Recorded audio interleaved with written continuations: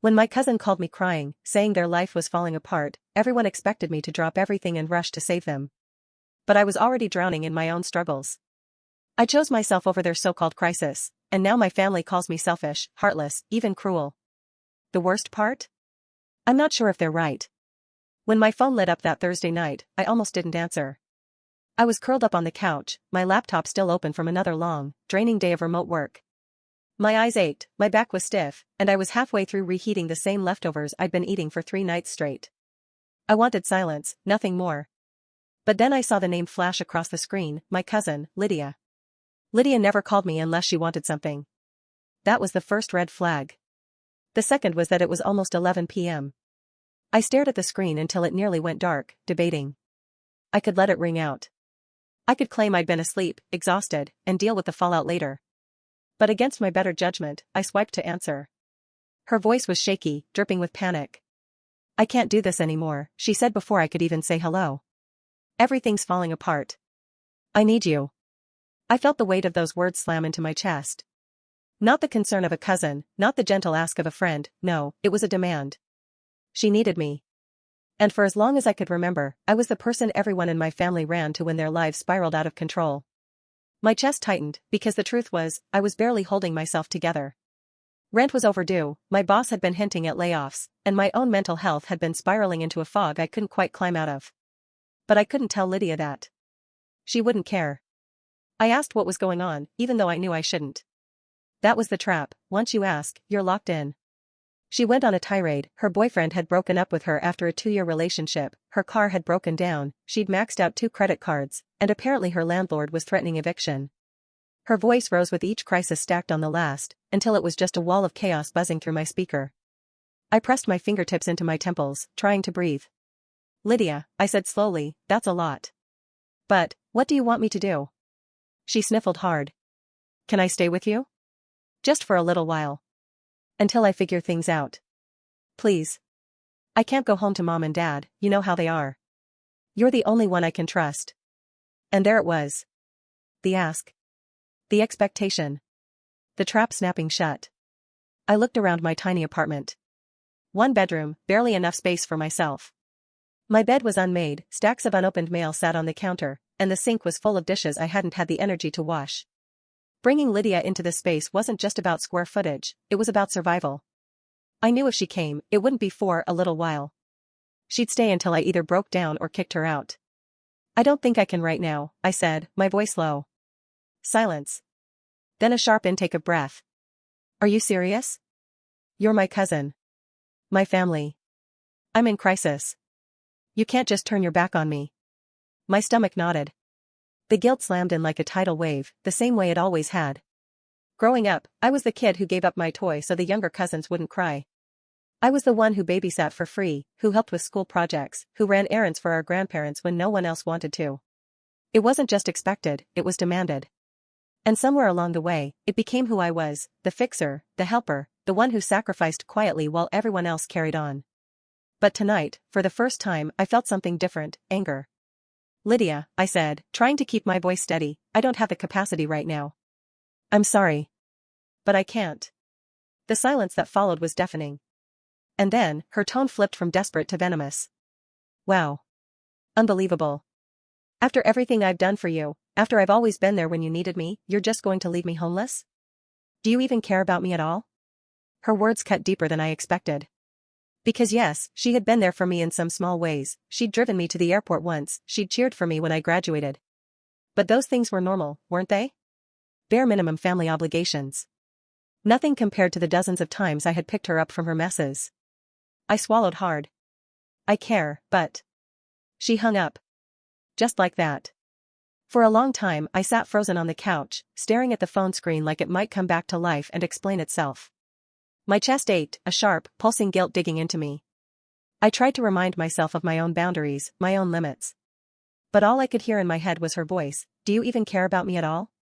By the next morning, my phone was blowing up. First Lydia again, then my aunt, then my mother. Missed calls stacked on missed calls, each one tightening the knot in my stomach. Finally, a message came through from my aunt, you're really not going to help your cousin when she's at her lowest? She needed you. We all thought you were better than this. And just like that, the family narrative had been written. I was selfish. Cold. Heartless. The cousin who turned her back on blood. I didn't respond. I couldn't. My hand shook as I set the phone face down on the counter, like that would silence it. But the buzzing continued, text after text, guilt stacked upon guilt. All day, I thought about calling back. About changing my answer, telling Lydia she could come, that I'd make it work somehow. But every time the thought entered my mind, I looked around at my tiny, chaotic apartment. I thought about my own bills, my own anxiety, my own fragile hold on stability. Letting her in would destroy me. Still, the question haunted me, was I really the villain here? That night, I lay in bed staring at the ceiling, replaying every word of our conversation. The words I can't echoed in my head, mingling with her tearful accusations. My chest felt heavy, like I had swallowed stones. For the first time in my life, I had chosen myself over family. And it felt both terrifying and strangely liberating. But deep down, I knew this was just the beginning. The next morning, my phone was still buzzing like it had a personal vendetta against me. I had put it on silent, flipped it face down, shoved it under a pillow, and still I could feel the vibration like a heartbeat. It wasn't just Lydia anymore, it was my mother, my aunt, my uncle, even a few cousins I hadn't spoken to in months. When I finally worked up the courage to look, there were 47 unread messages in the family group chat. 47. The first was from Lydia, "Can you believe she left me stranded like this?" The replies stacked below it like an avalanche.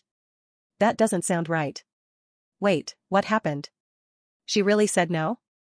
And then my aunt chimed in, "It's true. She refused. Lydia came to her in crisis, and she turned her back." I scrolled further, my stomach twisting tighter with each line. That's cold. Blood should come first. Wow, never expected that from you. There were even a few emojis, broken hearts, sad faces, thumbs down reactions. My name had become a spectacle, a trending topic in the family circus. And the worst part was that Lydia was in there, fanning the flames, replying to everyone, milking their sympathy. I just don't know what I'll do now. I thought I had someone to lean on, but I guess I was wrong. The guilt hit me like a fist in the gut. I wanted to defend myself, to type out the truth, that I couldn't handle another person's problems on top of my own, that saying no wasn't cruelty, it was survival. But before I could even type a word, another message came in. From my mother. "I raised you better than this. Family takes care of each other. Always." That one broke me. I sat on the edge of my bed, phone trembling in my hand, and for a moment I considered throwing it against the wall just to make the noise stop. My mother had no idea what I was going through, no clue about the panic attacks that kept me awake at night, the way my chest locked up every time I opened another overdue bill. I had been hiding it from her, hiding it from everyone, because I didn't want to be seen as weak. But now, in one single text, she had reduced me to the villain of the family. I didn't reply. Instead, I shoved the phone in a drawer and tried to focus on work. Tried to drown out the buzzing with the sound of emails and meetings and spreadsheets. But no matter what I did, my thoughts kept circling back. I thought about when I was 10 years old, and Lydia had begged me to do her science project because she wasn't good at that kind of stuff. I stayed up late building a model volcano while she slept, and the next day she got an A. No one ever thanked me. I thought about when I was 16 and she got caught sneaking out to meet her boyfriend. To protect her, I told our aunt that I was the one who wanted to go out, that Lydia had just been keeping me company. I got grounded for 2 weeks. She walked free. And I thought about every holiday gathering since then, how Lydia's messes became my responsibility. She drank too much at Thanksgiving? I was the one to drive her home. She didn't have money for Christmas presents? I covered for her. She forgot our grandmother's birthday? I was the one who ran out to buy a cake at the last minute. It had always been me. And yet, the one time I said no, I was crucified. By lunchtime, I couldn't take it anymore. I opened the group chat, fingers shaking as I started typing. I need everyone to understand something. I'm not in a position to take on anyone else's problems right now. I'm struggling myself. I'm sorry if that disappoints you, but I can't sacrifice my mental health just to be the family's safety net. I've done that for years. I'm exhausted. I stared at the words for a long time, my thumb hovering over the send button. But before I could commit, another message popped up in the chat. From my uncle. Struggling? We're all struggling. That's life. You don't get to use that as an excuse to abandon family. My throat tightened. The tears burned behind my eyes, but I swallowed them back. I deleted my message. What was the point? They weren't listening. They didn't want my truth. They wanted my compliance. That night, I ignored every call. I made myself dinner, washed the dishes, folded laundry, and went through the motions of normal life. But the weight didn't lift. It pressed heavier, like every chore was being done underwater. Lying in bed, I thought about Lydia's words again. Do you even care about me at all? The ugly part was, yes, I did care. I always cared. Too much. Enough that it had hollowed me out. Caring had become a reflex, a burden, a prison. And for the first time, I wondered if maybe caring had turned into enabling. The next day, when I checked my phone again, the messages had slowed. Not stopped, never stopped, but slowed. And I noticed something interesting. Among the barrage of criticism and guilt-tripping, there were a few quiet voices. One cousin had replied, honestly, maybe it's not fair to expect her to fix everything. Lydia's had plenty of chances to get her act together. Another said, she's done more for this family than anyone. Maybe she deserves a break. The messages didn't get much attention. No one reacted to them. No one replied. But seeing them felt like a sliver of light in a pitch-black tunnel. Someone, somewhere, understood. Still, I knew this wasn't over. The group chat would move on, sure, but family never forgets. Holidays were coming, birthdays, reunions. Every time I walked into a room, I'd be the one who refused to help. And yet, beneath the fear and the guilt, I felt something else. Something small, but powerful. Relief. I had said no. For once, I had chosen myself. And that terrified me almost as much as it freed me. The invitation came 2 days later. Technically, it wasn't an invitation so much as a command. A message in the group chat from my aunt, family dinner. Sunday. Zoom at 6. Everyone is expected. My heart sank the moment I read it. Family dinners were supposed to be a tradition, a way to stay connected since everyone had scattered across different cities. Usually, they were harmless, grandma telling stories, kids showing off report cards, the usual small talk. But this time, I knew what it really was, a trial. And I was the defendant. I almost didn't go. I stared at the link for hours, my mouse hovering over it, my palms sweating. Every part of me screamed to skip, to plead work, or sickness, or even just vanish into silence. But something in me was tired of hiding. If they wanted a showdown, maybe it was time. At exactly 6:01, I clicked join. The familiar grid of faces popped up. My mother, arms crossed. My aunt and uncle, sitting side by side at their dining room table. My grandmother in her recliner, peering into the camera like she couldn't quite figure it out. Lydia, front and center, her face pale but her eyes sharp. A few cousins and boxes scattered around the screen, trying not to look too invested but clearly watching closely. Finally, my aunt said as soon as my face appeared. We were waiting for you. Hi, everyone, I muttered, forcing a weak smile. The greetings were lukewarm, some mumbled hellos, some nods. And then silence fell, heavy and expectant, like the moment before a storm breaks. My uncle was the first to fire. So. Are we going to talk about why you abandoned Lydia when she needed you? The word abandoned hit like a slap. I didn't abandon her, I said, trying to keep my voice steady. I just said I couldn't take her in right now. That's the same thing, my aunt snapped. She was desperate. She was crying out for help, and you slammed the door in her face. My stomach twisted. I could feel Lydia's eyes drilling into me through the screen. You're making it sound like I don't care about her at all. I do. But I have limits. I'm struggling too. My mother let out a bitter laugh. We're all struggling, honey. But the rest of us don't turn our backs on family because it's inconvenient. That word, inconvenient, made something inside me snap. This isn't about inconvenience. This is about survival. I can't be the safety net every single time someone makes a mistake or gets into trouble. Do you have any idea how exhausting it is to always be the one who fixes things? The silence was immediate, but it wasn't the kind that meant they were listening. It was the kind that meant I'd just broken an unspoken rule. Lydia spoke up then, her voice trembling just enough to sound convincing. I wasn't asking for forever. I just needed somewhere safe. I thought you loved me. The guilt clawed at my chest, but I forced myself to breathe. I do love you. But love doesn't mean sacrificing myself every time. You've leaned on me more times than I can count, Lydia. And you never stop to think what it costs me. Her face hardened, the tears replaced by a sharp glare. You've always been dramatic. I just needed help. You make it sound like I'm ruining your life. Because you have, I blurted out before I could stop myself. You and everyone else in this family. I've been the fixer since I was a kid. Do you know how many times I've covered for you, lied for you, cleaned up your messes? And not once, has anyone ever asked how I was doing. It's always just expected. Well, I can't anymore. The words hung in the air, jagged and heavy. My mother's face was tight with anger. We didn't raise you to be selfish. I swallowed hard. You raised me to be silent. To sacrifice. To put everyone else before myself. And maybe that worked for you, but it's killing me. I can't keep being the family's crutch. For a moment, no one spoke. And then, to my surprise, one of my cousins, Theo, unmuted his mic. She's not wrong. All eyes flicked to his box. He shifted uncomfortably but continued. We've all leaned on her. I remember when I was in college and ran out of money, she was the one who sent me cash, not mom or dad. When my car broke down, she helped me get it fixed. I never thought about it until now, but maybe we do take advantage of her. My aunt rolled her eyes. Don't start. But Theo pressed on.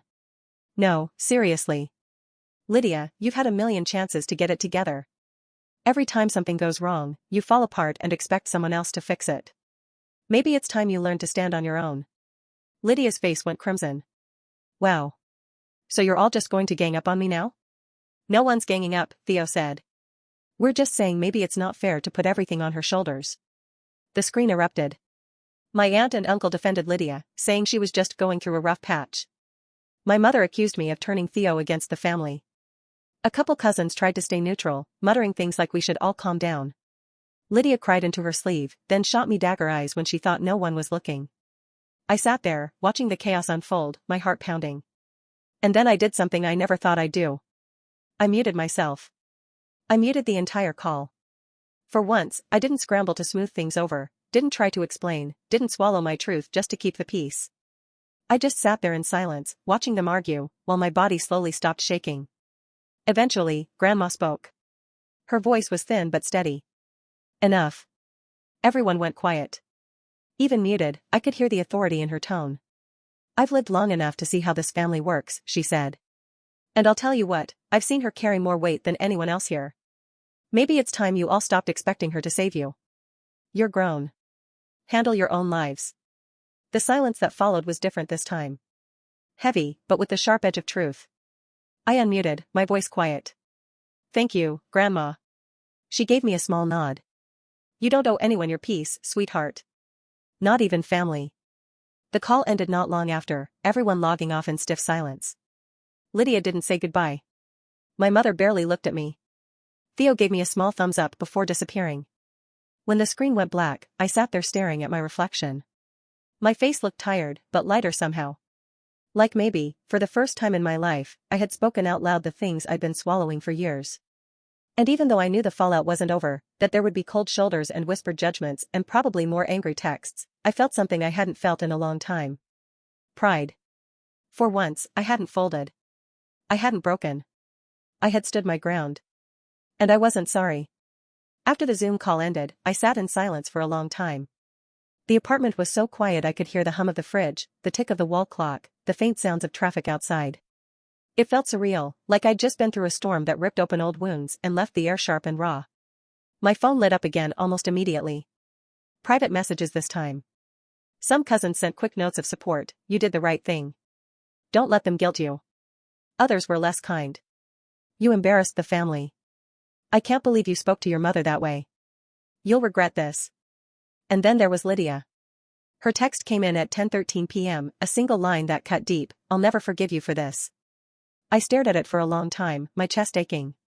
Part of me wanted to reply, to defend myself, to say I love you but I can't save you. But the truth was, I didn't owe her a defense. Not anymore. The next week was a blur of small interactions that felt heavier than usual. My mother called once, her voice clipped and formal, asking about work and the weather but never mentioning the fight. My aunt unfriended me on Facebook. At the same time, Theo texted me a simple, proud of you.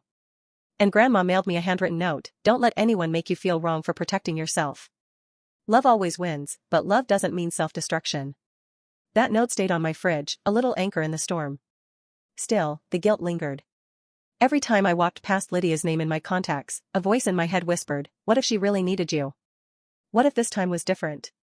The old habits, the urge to fix, to rescue, to sacrifice, clawed at me like phantom limbs. But then I remembered the look on her face during the Zoom call. Not just desperation, but entitlement. Anger that I had dared to break the cycle. That was what I couldn't forget. Weeks passed. Life settled into its rhythm again. I paid bills, went to work, cooked my simple meals. For the first time in years, I felt a strange kind of stillness. My apartment was quiet. My nights were my own. I didn't have someone else's chaos bleeding into my life. It wasn't perfect, I was still stressed, still tired, still figuring things out, but it was mine. My stress, my tiredness, my mess. And that made all the difference. One Saturday, I got a call from Grandma. Her voice was warm, steadier than it had been on the Zoom call. "I just wanted to check in on you," she said. "I'm okay," I told her. And for once, it wasn't a lie. We talked about small things, the garden she was tending, the book she was reading. Before she hung up, she said softly, "You know, sweetheart, sometimes the bravest thing we can do is say no. People won't always understand, but that doesn't make it wrong." Her words stayed with me. The next big family gathering was Thanksgiving. I debated going at all, but in the end, I drove over. Walking into my aunt's house felt like stepping onto a stage. Conversations hushed for a second, eyes flicked toward me, and then the noise resumed. Lydia was there, sitting at the far end of the table, her smile wide and fake. She didn't look at me once. My aunt was cold, her hugs mechanical. My mother was polite, but distant. But then Theo clapped me on the shoulder, and Grandma beamed, and a couple cousins gave me small nods of solidarity. The divide was clear. But so was something else, I could survive it. Over dinner, there were no confrontations, no dramatic speeches. Just tension under the surface, the unspoken reminder of what had happened. And oddly, I found I could live with that. For once, I wasn't the one scrambling to patch it over. Driving home that night, I realized something. For years, I'd been terrified of what would happen if I stopped being the fixer. I thought the family would fall apart, that I'd lose everyone, that I'd be hated. And some of that was true. Lydia hated me, my aunt resented me, my mother was disappointed. But others respected me more, even if they didn't say it out loud.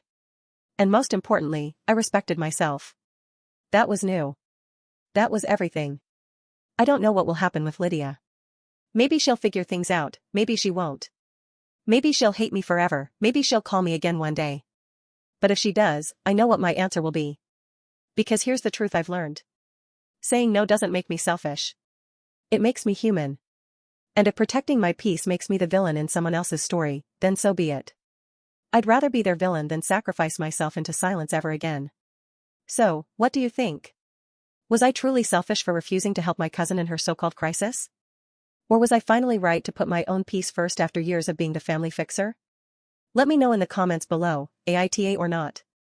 And if you enjoyed this story, don't forget to like, subscribe, and hit that notification bell so you never miss more dramatic Reddit tales like this one.